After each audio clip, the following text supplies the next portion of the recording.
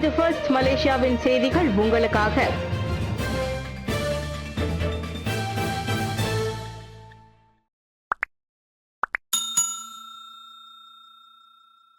தந்தை வட்டிக்கு வாங்கிய கடனை திரும்ப செலுத்தாததால் வட்டி முதலையால் பாலியல் தொழிலுக்கு கட்டாயப்படுத்தப்பட்டாரா? பெண்ணின் கட்டுக்கதை. பினாங்கில் அலோங் எனப்படும் வட்டி முதலைகளின் வைப்பாட்டியாக வைக்கப்பட்டதாக டிக்டாக்கில் வெளியான பாஸ்காஸ் நேர்காணல் ஒளிநாடா வெறும் கட்டுக்கதையே. மாநில போலீஸ் தலைவர் டத்தோ ஹம்சா அகமது அதனை உறுதிப்படுத்தினர். 26 வயது அப்பெண் நேற்று முன்தினம் பாதுகாப்பாக மீட்கப்பட்டார். இரவு 10:50 மணிக்கு அப்பெண்ணுக்கும் இருந்தது கண்டுபிடித்த பினாங்க குற்றப்புலனாய்வு துறை சற்று நேரத்திலேயே செபரங்பிறை உத்தராவில் உள்ள ஒரு வீட்டிலிருந்து அவரை மீட்டது. செப்டம்பர் 26ஆம் தேதி டிக்டாக் ஒளிநாடா நீரலையில் பேசிய அப்பெண் அலாங் கும்பலால் சிவப்பு விளக்கு பகுதியில் சம்பளம் இல்லாமல் வேலை வாங்கப்பட்டதாக கூறியிருந்தார். வட்டிக்கு கடன் வாங்கும் நிறுவனங்களிடம் இருந்து கடன் வாங்கியதாகவும் அதனை திரும்ப செலுத்த முடியாததால் அந்நிறுவனங்களால் மிரட்டல்களுக்கு ஆளானதாகவும் அவர் சொன்னார். தந்தை வட்டிக்கு வாங்கிய 20,000 ரிங்கிட் பணத்தை செலுத்த முடியாத காரணத்தால் கடந்த பிப்ரவரி முதல் வட்டி முதலையின் வைப்பாட்டியாக சம்பளம் இல்லாமல் வேலைக்கு கட்டாயப்படுத்தப்பட்டதாக அவர் கூறிக்கொண்டார். அச்சம்பவம் குறித்து சட்டத்தோடு குற்றவியல் சட்டத்தோடு தொடர்பு பலுவலக ஆணையமும் சேர்ந்து விசாரிக்கப்படுகிறது. கிராமத்தில் உள்ள தனது தாய்க்கும் மிரட்டல் போனதாக அவர் கூறினார். எனினும் விசாரணையில் அவை உண்மையில்லை என கண்டறியப்பட்டது. உள்ளடங்கிற்கு கொட்டுவதற்கு அவர் கற்பனையாக உருவாக்கிய கதை என்பது அம்பலமானது. சுங்கைசிப்பூட்டில் புதினமும் புதிய தலைமுறையும் நிகழ்ச்சி சிறப்பாக நடந்தேறியது. சுங்கைசிப்பூட் மாய்கா ஸ்ரீதாமான் கிளை மற்றும் இந்தியர் இயக்கம் தலைவருமான சின்னராஜு அவர்களின் ஏற்பாட்டில் புதினமும் புதிய தலைமுறையும் என்ற நிகழ்ச்சி செவ்வனே நடைபெற்றது. மக்களிடையே தமிழ் இலக்கிய ஆர்வத்தை ஊக்குவிக்கும் நோக்கில் கடந்த செப்டம்பர் 29ஆம் தேதி நடைபெற்ற இந்நிகழ்ச்சியில் இந்தியாவில் இருந்து சிறந்த எழுத்தாளரான எஸ். ராமகிருஷ்ணன் அவர்கள் சிறப்பு வருகை அளித்து பேருரை ஆற்றினர். இந்த நிகழ்ச்சியில் எழுத்தாளர்கள், ஆசிரியர்கள், மாணவர்கள், இலக்கிய ஆர்வலர்கள், மாய்கா கிளை தலைவர்கள், காவல்துறை, அரசு மற்றும் அரசு சாரா இயக்க தலைவர்கள் என பல்வேறு தரப்பினரும் கலந்து கொண்டு சிறப்பித்தனர். இதில் முத்தாய்ப்பாக அண்மையில் மலேசிய இந்து சங்கத்தின் ஏற்பாட்டில் நடைபெற்ற பேச்சு போட்டியில் தேசிய ரீதியில் முதல் முறையில் வென்ற சுங்கைசிப்பூட்டை சேர்ந்த 11 வயது மாணவி சுப நாகஸ்ரீ அவர்களுக்கும் சிறப்பு விருந்தினரால் சிறப்பிக்கப்பட்டார். கோலாலம்பூரில் உள்ள சீன பள்ளி வளாகத்தில் மாணவர் மரணம், அதிகாரப்பூர்வ விசாரணை தொடக்கம். கோலாலம்பூரில் உள்ள பேங்சங் உயர்நிலை பள்ளியில் நேற்று மாலை நடந்த சம்பவத்தில் பள்ளி மைதானத்தில் மாணவர் ஒருவர் உயிரிழந்ததை அப்பள்ளி உறுதி செய்துள்ளது. இச்சூழலில் உடனடி அவசர நடவடிக்கைகள் எடுக்கப்பட்டு உரிய அதிகாரிகளுக்கு விரைவாக அறிவிக்கப்பட்டதாக அப்பள்ளி தரப்பு தெரிவித்திருக்கிறது.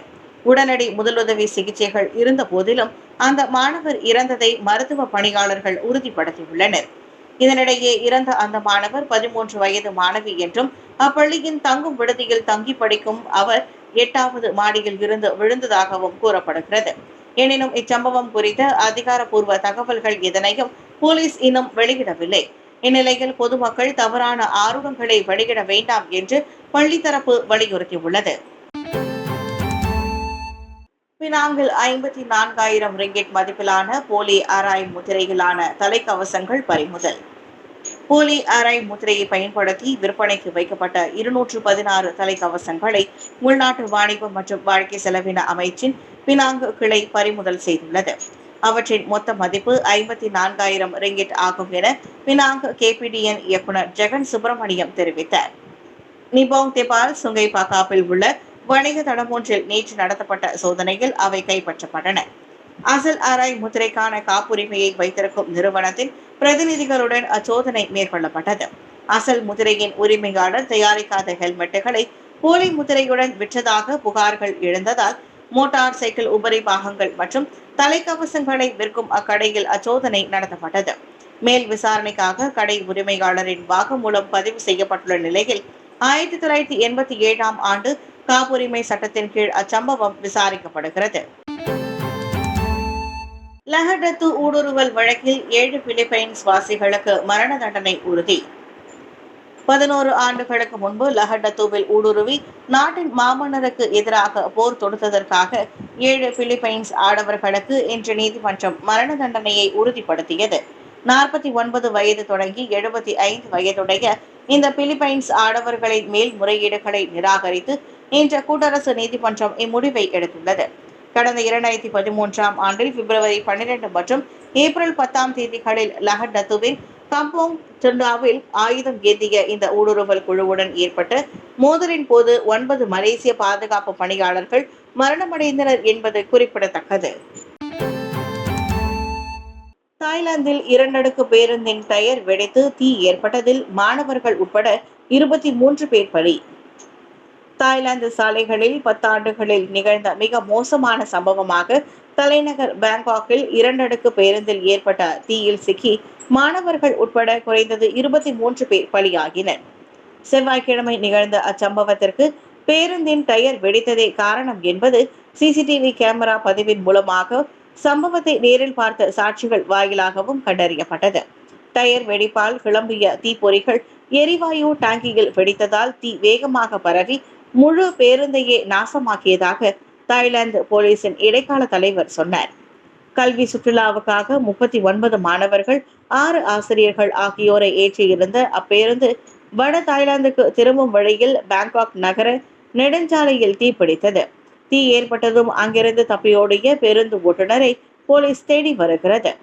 இந்த நிலையில் அச்சம்பவம் எந்த ஒளிவு மறைவும் இன்றி விரிவாக விசாரிக்கப்படும் என கூறிய தாய்லாந்து போலீஸ் கவனக்குறைவு நிகழ்ந்தது உறுதியானால் சம்பந்தப்பட்டவர்கள் தண்டனையிலிருந்து தப்ப முடியாது என்றது. இஸ்ரேல் மீது ஈரான் திடீர் குண்டு மழை, விளைவுகளுக்கு தயாராகுமாறு நெதன்யாகு கடும் எச்சரிக்கை. இஸ்ரேல் மீது ஈரான் திடீர் தாக்குதலை நடத்தி மத்திய கிழக்காசிய பதற்றத்தை அடுத்த கட்டத்திற்கு கொண்டு சென்றுள்ளது. ஈரான் விடிய விடிய நடத்திய ஏவுகணை தாக்குதல்களில் சுமார் 180 குண்டுகள் இஸ்ரேலிய மண்ணை நோக்கி பாய்ந்தன. அவற்றில் 90 விழுக்காடு குண்டுகள் இலக்கை அடைந்து சேதம் உண்டாக்கியதாக ஈரான் கூறிக்கொண்டாலும் இஸ்ரேலிய ராணுவம் அதனை மறுத்துள்ளது. சில குண்டுகள் மட்டுமே தரையில் விழுந்தன. மற்றவை இஸ்ரேலிய ராணுவத்தை அடுத்து நிறுத்தப்பட்டு செயலிழக்க வைக்கப்பட்டதாக கூறியது. அத்தாக்குதல்கள் குறித்து கடும் சினம் தெரிவித்த இஸ்ரேலிய பிரதமர் பெஞ்சமின் நெதன்யாகு ஈரான் மாபெரும் தவறிழைத்து விட்டதாக சொன்னார். அதற்கான விலையை அது கொடுத்தே ஆக வேண்டும் என கர்ஜித்த நெதன்யாகு ஈரான் நினைத்து பார்க்க முடியாத அளவிற்கு விளைவுகள் மோசமாக இருக்கும் என சூளுரைத்தார். எனினும் சொந்த தற்காப்புக்காகவே ஏவுகணை தாக்குதல் நடத்தியதாக ஈரான் தனது செயலை நியாயப்படுத்தியுள்ளது. குறிப்பாக ஹமாஸ் ராணுவம் மற்றும் ஹிஸ்புல்லா தரப்புகளின் முக்கிய தலைவர்கள் கொல்லப்பட்டதற்கு வஞ்சம் தீர்ப்பதே அந்நடவடிக்கையின் நோக்கமாகும். தலைமையை இழந்து தவிக்கும் தொண்டர்களுக்கு வேண்டி இஸ்ரேலுக்கு எதிரான சபதத்தை முடிப்பதாக ஈரான் அறிவித்துள்ளது. பத்துபஹாட்டில் அண்டை வீட்டை எரித்து விடுவதாக மிரட்டிய விவசாயிக்கு 1 மாதம் சிறை. பத்துபஹாட்டில் அண்டை வீட்டை எரித்து விடுவதாக மிரட்டிய குற்றத்தை ஒப்புக்கொண்ட விவசாயி ஒருவருக்கு இன்று மேஜிஸ்ட்ரேட் நீதிமன்றம் 1 மாத கால சிறை தண்டனையை விதித்தது. குற்றம் சாட்டப்பட்டவரின் கூற்றின்படி அண்டை வீட்டுக்காரரான 84 வயது முதியவர் இயற்கைக்கும் அப்பாற்பட்ட டோயோல் ஒன்றை வளர்த்து தனது வீட்டில் உள்ள பணத்தை திருடியதாக குற்றம் சாட்டியுள்ளார். இதனால் கோபமடைந்த 51 வயதான அந்த விவசாயி அண்டை வீட்டாரின் வீட்டை எரித்து விடுவதாக மிரட்டியதை ஒப்புக்கொண்டுள்ளார். இதனிடையே குற்றம் சாட்டப்பட்டவர் முன்னதாக போதைப் பொருள் வழக்கில் பிடிபட்டவர் என்பதும் விசாரணையில் தெரிய வந்துள்ளது. சிசிடிவி கேமரா பயன்பாடு மீதான இந்தியாவின் புதிய கொள்கை சீன நிறுவனங்கள் விரைவில் வெளியேறலாம். லெபனான் நாட்டில் அண்மையில் பேஜர் கருவிகளை குறிவைத்து நடத்தப்பட்ட தாக்குதல்களை அடுத்து சீன தயாரிப்பிலான சிசிடிவி கண்காணிப்பு கேமராக்களின் பயன்பாட்டை கட்டுப்படுத்த இந்தியா ஆயத்தமாகி வருகிறது. இந்திய நிறுவனங்கள் பயன்பெறும் வகையில் சிசிடிவிக்கான புதிய கொள்கையை அந்நாட்டு அரசு அமல்படுத்தப்பட உள்ளது. அக்டோபர் 8ஆம் தேதியே இது அமலுக்கு வரலாம் என நம்பத்தகுந்த வட்டாரங்களை மேற்கோள் காட்டி இந்திய ஊடகங்கள் செய்தி வெளியிட்டுள்ளன. இந்த நடவடிக்கையானது வெடிப்புகளுக்கு பயந்து அல்ல, மாறாக ரகசிய தரவுகளின் கசிவை தடுக்கவே என அதிகாரிகள் கூறினர். சிசிடிவி கேமரா நிறுவனங்கள் நினைத்தால் அவற்றை ஊடுருவி தகவல்களை திருட முடியும். எனவே உள்நாட்டு மற்றும் நம்பகமான நாடுகளை சேர்ந்த நிறுவனங்களை மட்டுமே அத்தொழிலில் அனுமதிப்பது என இந்திய அரசின் புதிய கொள்கை கூறுகிறது. தற்போது இந்திய சிசிடிவி சந்தையில் சிபி பிளஸ், ஹிக்விஷன், தாஹுவா ஆகிய 3 நிறுவனங்கள் 60 விழுக்காடு ஆதிக்கத்தை வைத்துள்ளன. அவற்றில் ஹிக்விஷன் மற்றும் தாஹுவா ஆகிய 2ம் சீன நிறுவனங்களாகும். கடைசி நேரத்தில் திருமணத்தை நிறுத்திய மணமகள், விருந்தினர்களை ஏமாற்ற மனமில்லாமல் உபசரிப்பை தொடர்ந்த மணமகன் வீட்டார். திருமணத்திற்கு சகலவித ஏற்பாடுகளையும் பார்த்து செய்து ஊரே கூடி வந்து ஆசிர்வதிக்க காத்திருக்கும் போது கடைசி நேரத்தில் மணமகனோ அல்லது மணமகளோ மண்டபத்திற்கு வரவில்லை என்றால் எப்படி இருக்கும்? அப்படி ஒரு துர்பாக்கியமான சம்பவம் தான் டிக்டாக்கில் வைரலாகி மணமகனுக்கு அனுதாபங்களும் உற்சாக வார்த்தைகளும் குவிந்து வருகின்றன. அவ்வீடியோவில் மணமகள் இல்லாமல் மணமகன் மட்டும் தனியாக குடும்ப உறுப்பினர்களோடு மண்டபத்தினுள் நுழைந்து அழைத்து வரப்படுகிறார். மணமகன் வீட்டார் சோகம் தோய்ந்த முகத்தோடு இருப்பதும் சிலர் கண் கலங்குவதையும் காண முடிகிறது. மணமகள் கடைசி நேரத்தில் திருமணத்தை நிறுத்தியதே அதற்கு காரணமாகும். அனைத்து ஏற்பாடுகளும் செய்யப்பட்டு விட்டதால் கடைசி நேரத்தில் ஒருவராக அழைத்து திருமணம் நின்றுவிட்ட தகவலை கூற வாய்ப்பில்லை. எனவே திட்டமிட்டபடி திருமண உபசரிப்பை நடத்தி விருந்தினர்களை கவனிப்பது என மிகவும் தர்ம சங்கடமான ஒரு முடிவை மணமகனின் குடும்பம் எடுத்துள்ளது. எல்லா கடவுளும் சித்தம், எங்களின் சோகம் உங்களின் மகிழ்ச்சியை கெடுக்கக்கூடாது, சந்தோஷமாக விருந்துண்ணுங்கள் என மணமகனான அடாம் விருந்தினர்கள் முன்னிலையில் நிதானமாக உரையாற்றி வந்ததற்கு அவர்களுக்கு நன்றி கூறியது வலைதளவாசிகளை சோகத்தில் ஆழ்த்தியது. அவ்வீடியோவுக்கு இதுவரை 23 லட்சத்திற்கும் மேற்பட்ட பார்வையாளர்கள் கிடைத்துள்ள நிலையில் பார்ப்பவர்கள் வார்த்தைகளால் அவ்வாடவரை தேற்றி வருகின்றனர். மலாக்காவில் மாரடைப்பு ஏற்பட்டு இ-ஹெயிலிங் ஓட்டுநர் காரிலேயே மரணம். மலாக்கா பாலாய் பாஞ்சாங் லெபோ அலோர் காச்சா மலாக்கா திங்கா ஜாஸ்டின் சாலையில் காரில் போய்கொண்டிருந்த ஆடவருக்கு மாரடைப்பு ஏற்பட்டதால் கார் தடம் புரண்டு அவர் உயிரிழந்தார். இன்று காலை 5:45 மணிக்கு நிகழ்ந்த அச்சம்பவத்தில் இ-ஹெயிலிங் ஓட்டுநரான 49 வயது அஸ்மிரா ஒத்தமானுக்கு சம்பவ இடத்திலேயே உயிர் பிரிந்தது. அவர் பயணித்த ஃபர்டுபா அல்சாகார் லோராங் பண்டாங் சாலை சமிக்ஞை விளக்கு பகுதியில் இருந்து மாலிம் நோக்கி போய்கொண்டிருந்தது. சம்பவ இடம் வந்தபோது மாரடைப்பு ஏற்பட்டு அவரின் கார் கட்டுப்பாட்டை இழந்து வலப்பக்கம் உள்ள சாலை தடுப்பு கல்லில் மோதி நின்றது. சம்பவ இடத்தில் வானிலை நன்றாக இருந்தது. சாலை மேற்பரப்பும் உலர்ந்தே இருந்ததால் கார் விபத்தில் சிக்க வேறு காரணம் இருந்திருக்க வாய்ப்பில்லை என போலீஸ் கூறியது. சவ பரிசோதனைக்காக அவரின் உடல் மலாக்கா மருத்துவமனையில் தடயவியல் பிரிவுக்கு அனுப்பப்பட்டுள்ளது. 50 ஆண்டுகள் தாக்குப்பிடிக்கும் அணுசக்தி பேட்டரி உருவாக்கம் சீன நிறுவனம் அசத்தல். சீனாவை சேர்ந்த நிறுவனம் ஒன்று 50 ஆண்டுகளுக்கு சார்ஜ் செய்யவோ அல்லது செலவு செய்து பராமரிக்கவோ அவசியம் இல்லாமல் ஒரு நாணயத்தின் அளவுக்கு மின்கலம் எனப்படும் பேட்டரியை உருவாக்கியுள்ளது. பீஜிங்கை தளமாக கொண்ட பெட்டா வோல்ட் எனும் அந்நிறுவனம் அப்புதிய வகை பேட்டரியை அணுசக்தி பேட்டரி என அழைக்கிறது.